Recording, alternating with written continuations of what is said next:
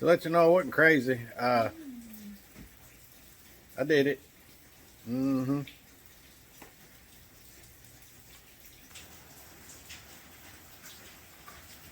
Yep. I put an Intek V-twin on a snapper. It ain't bolted down.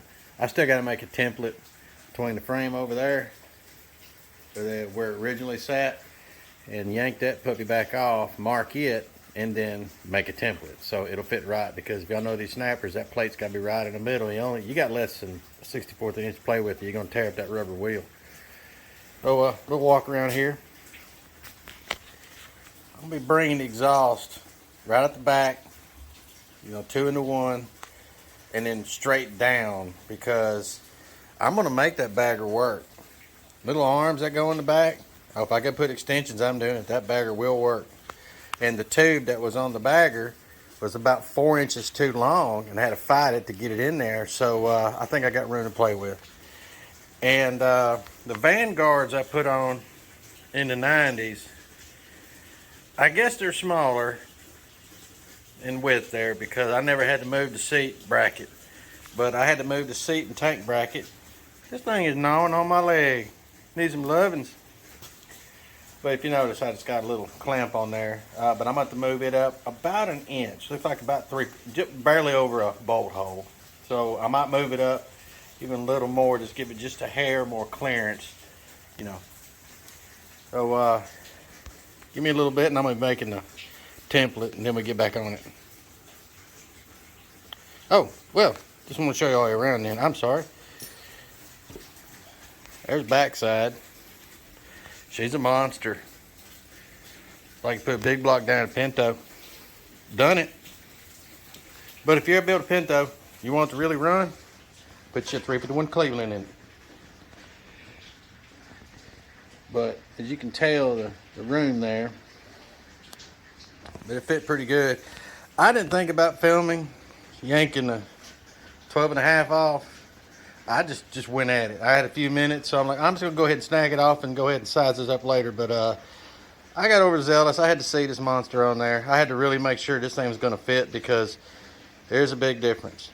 But I do believe the bolt holes are gonna be all right, as in everything's gonna fit. I was worried about it coming over, and I was gonna have to take this fender off and trim it, but I didn't have to.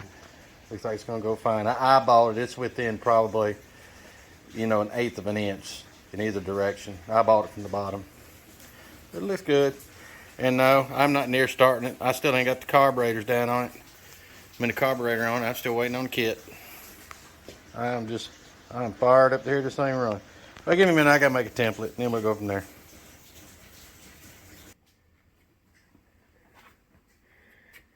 After a little bit of checking on the drawings and some tools and some stuff, what I have found out was little circles. That is the print of the rear case itself, and this is how I need to put on the V-twin. And this cat will not let me work. This bolt hole will line up perfect, so we're going to use that, and then we're going to. This is not square to this, so, but that in this circle, as long as that lines up, I will check the distance here. We'll mark there, and then I'll make the outside edge towards this identical to this. Therefore, when I make these two, that distance should be identical to the edge of the frame here. Well, this edge here. Good enough. I mean, I only got to be within 32nd of an inch. That'll do it. All right, let me get the drilling. A little marketing drilling. Y'all in my drill.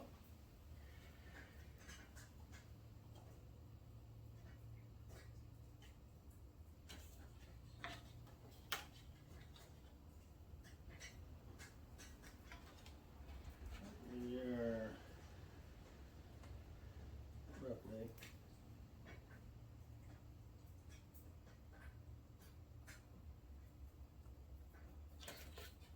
Okay.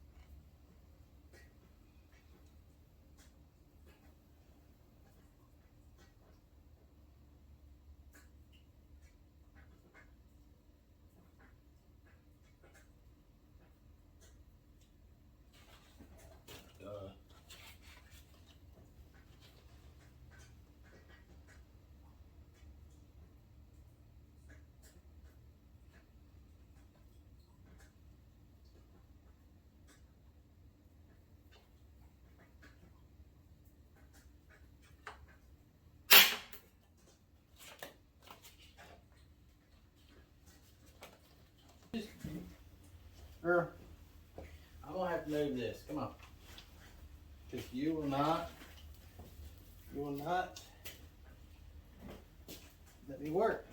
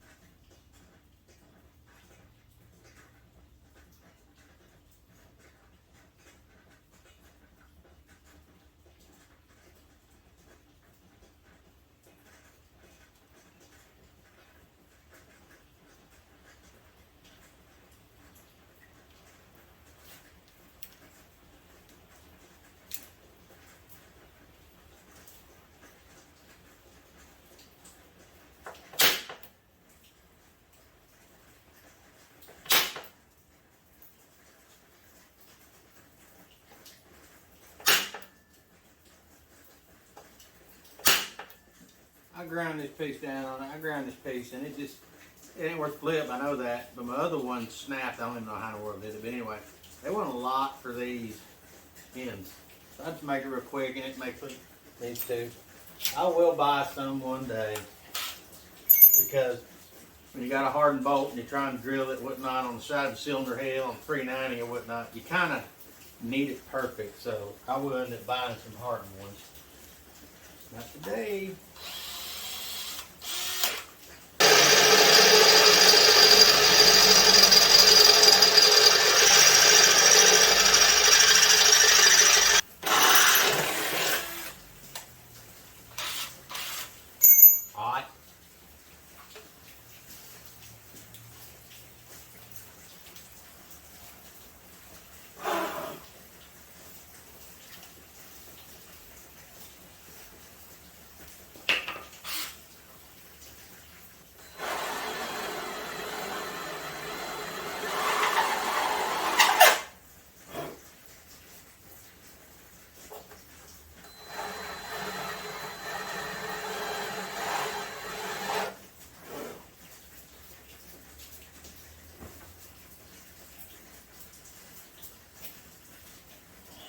I can get in there with this, but it's pretty rough right there, so we're gonna try something. It's gonna get ugly.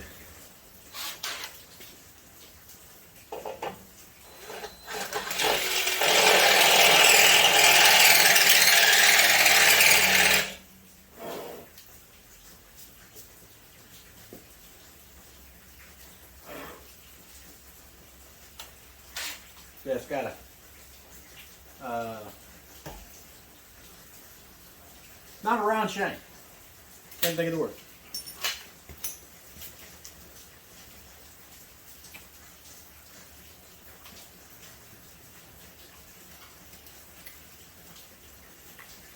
Hexagonal. That's what I'm thinking. We'll put it on the end of this crazy critter. We got a good clean shot at this.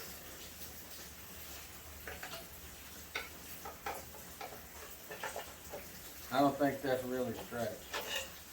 Straight on the other side of clutch on. Better. Trying to get that slag on the bottom off. It's never going to tighten up properly unless it's flat. Sorry about the rain in the background. Oh. Yeah, that worked. Yeah.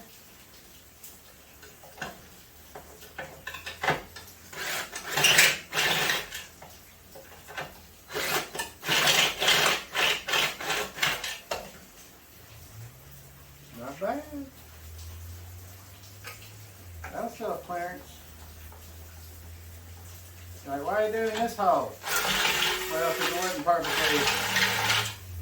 wasn't perfectly 3/8. Not by my bit standards. Mm-hmm. Mm-hmm.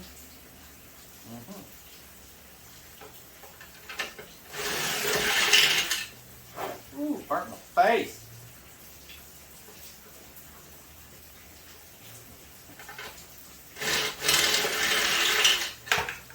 Battle wounds. We call that. Not bad.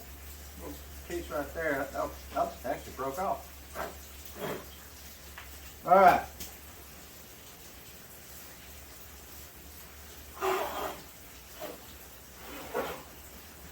Now we're going to set this thing on.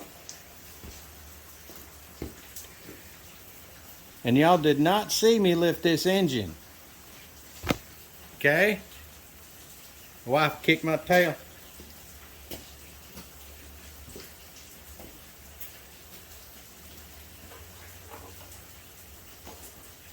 Alright, the plate I have on the bottom is pulled up an additional 1/4 inch. The dry plate, the additional 1/4 inch pushed up, so the clutch don't give me any problem, even though I got it tied down with a bungee cord. I just needed that.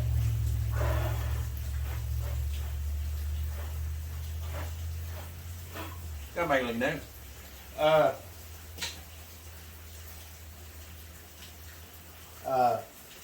Yeah, so it's up further. I'll get it down to the right height. I'm actually going to use my bandsaw to cut me a gauge to be right at 3 5/16 from the top of the plate to the bottom of the frame under here. That's the proper depth for this particular setup. That's about what they're supposed to be. But if you notice, I've moved this thing around all over the place, and believe it or not, I have not nicked this up. Like I said, I run this thing all the way down. I ground it all the way down to the frame. I didn't use no primer. Got about 3 coats of Rust-Oleum Sunrise Red. That's what I used. I watched me tearing all the firing back. Alright. What do you think weigh about 100 pounds? Use all your back. Make sure you do that.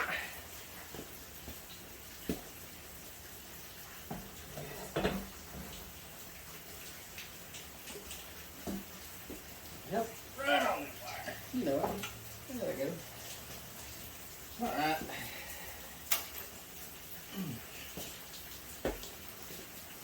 This arm is useless, and this one just doesn't exist anymore. That's the one that needs surgery or something. Got an MRI in 12 days, something like that. And then they'll tell me what I need.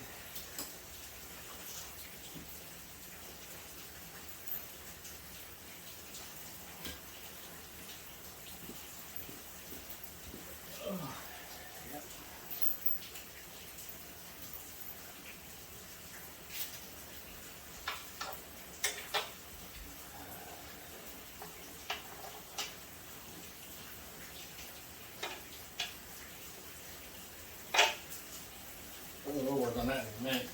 It's a little harder to get to. It's like rougher to get to, not harder.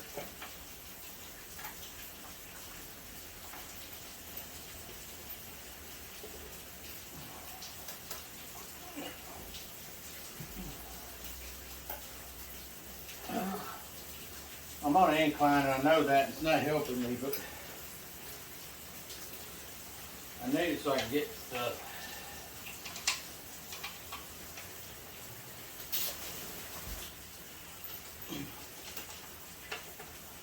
Oops, wrong hole. I know where that is. There we go. That one started.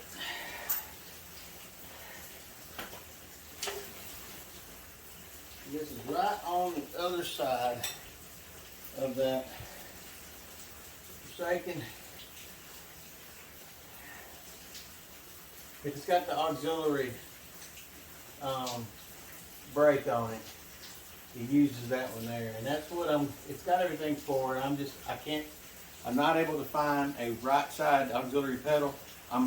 Got everything to make one. I'm gonna make it look factory. And I need to get the cable. I got the band. Everything was on it.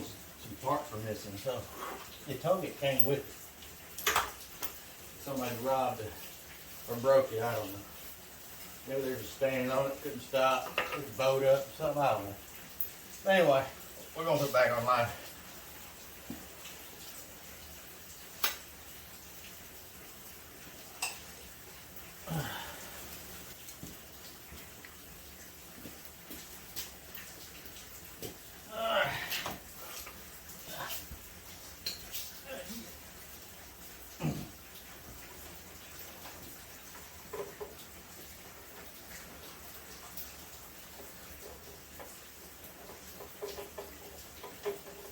Stand corrected. Start right. You see my fingers? They're barely moving. You get it right in there. All right.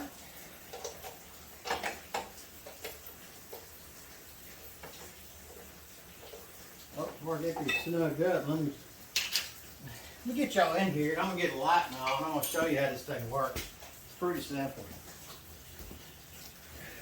Very easy to work on too. Patience is the key, but they're easy to work on.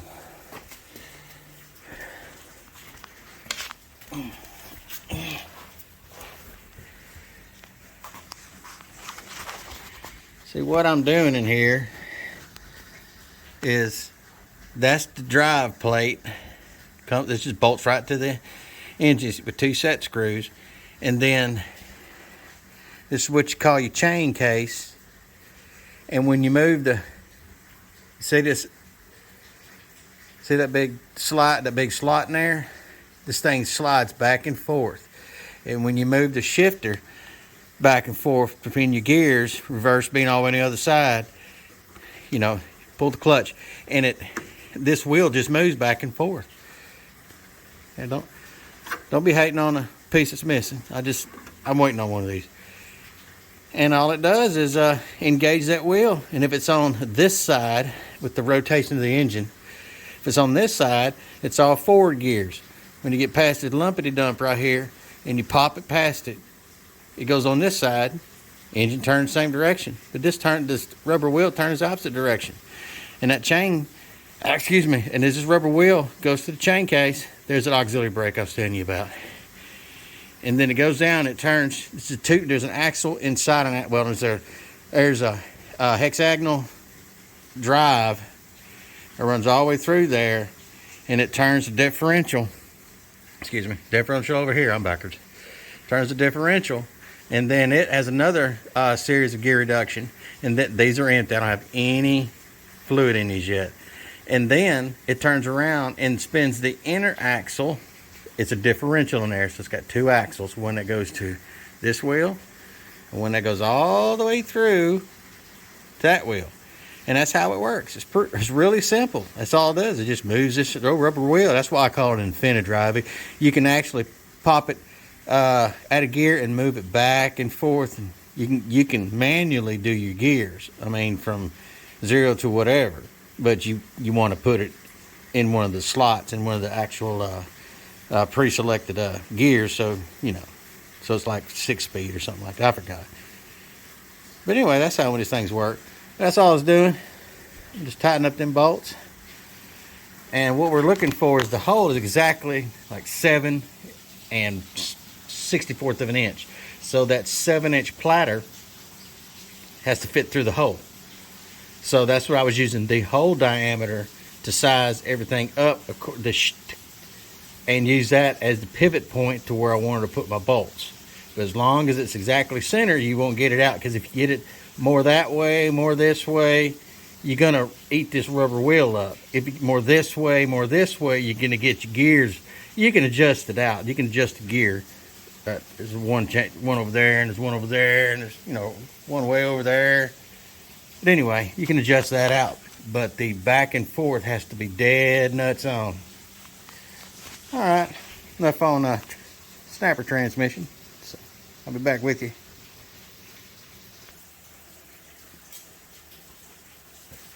See the cat? I named the cat, well, we named the cat, I named it Elvira because it's black. You think, man, it's Morticia? No, I had to die that name. It's my neighbor's cat. It's the one Jinx. So I liked Elvira, but, you know, I lost that battle with the women folk, and then we're going to call it Wednesday. So that's its name, neighbor's cat.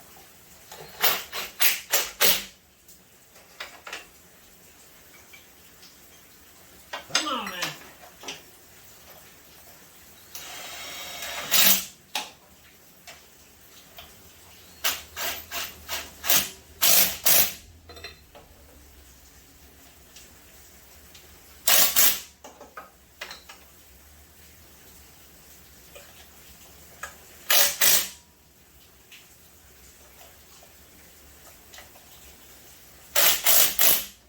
Right. She is sink down.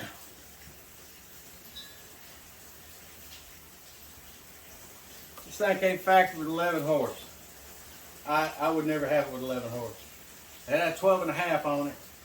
It's running great now, but it's this 33-inch deck takes a lot of power to run just the deck. And you cannot cut anything great above second gear. And so back in the 90s, I put 2 of these on, and they were Vanguards. You had more room to play with. But this size, 18.5, by the time I'm done with the exhaust, see if I can make sure I got this right here. Yeah, I'm gonna make some exhaust, because I'm gonna get the bagger to go on here. But, so I gotta get the exhaust, come out, clear the tire, kind of like a 2-in-1, and go down pretty much right here. Now choice is limited, but it's got to be kind of a narrow situation here. And keeps away from my booty, need away from the tire, need up or away from the tire. The tires don't like about that tall, but we're going to run it this way. And if you notice, this kind of hangs out a little more, well, way more than the other one. And the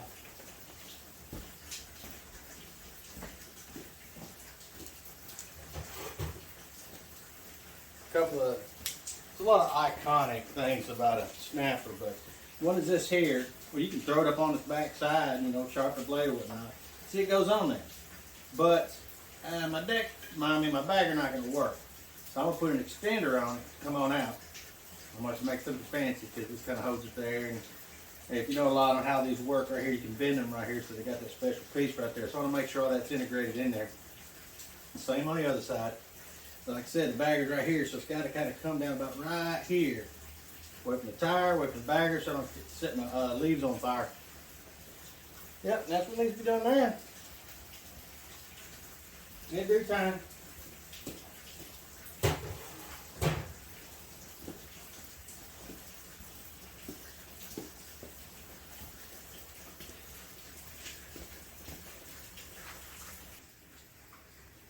Yeah, that's just a real quick video short of a milestone of getting this engine lined up and properly drilled so that it can go on there and we don't tear anything up. And hopefully I didn't tear my shoulder up any more than I need to. But that's pretty much it. This goes along with the video series with the snapper on the restoration. I just happened to get this engine a whole lot sooner. I only ran at 12 and a half. I built to get me by till I got this engine. I only ran it once. But boom, I got the engine, so it's gonna have some maiden voyage with this one. I'm hoping to hit the first tractor show next year. I even put it in a car show, so I gotta get this baby dialed up, finished up. You know, still got, like I said, new tires, new seat, handle grips. That's pretty much it. And I get the engine running by the end of this next weekend, and that'll probably finish this series of getting the engine on and running. So y'all get out there and do something. You have a good evening.